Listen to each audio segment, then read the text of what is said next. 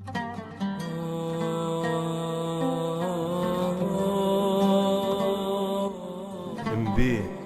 بوعايشي غدرة الأصحاب، غدرة الأصحاب.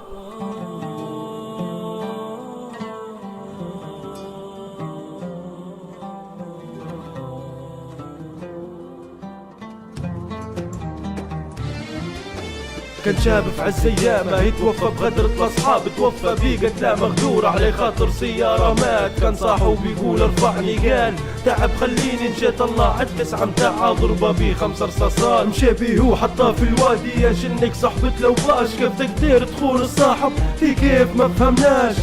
ربي يصبرها، ربي يكون معاها امه اللي رباته، امه اللي جاباته.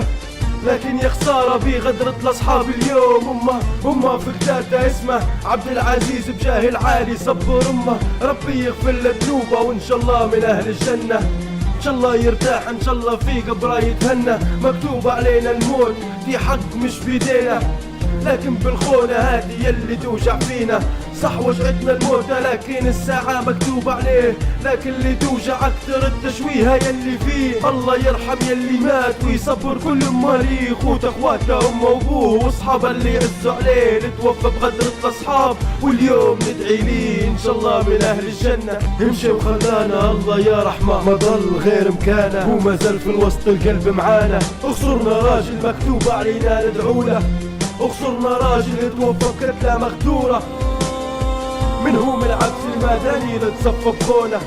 ربي يغفر له ذنوبه وان شاء الله من اهل الجنة. ان شاء الله يرتاح، ان شاء الله في قبره يتهنى. مكتوب علينا الموت في حق مش بيدينا، لكن بالخونة هذه يلي توجع فينا.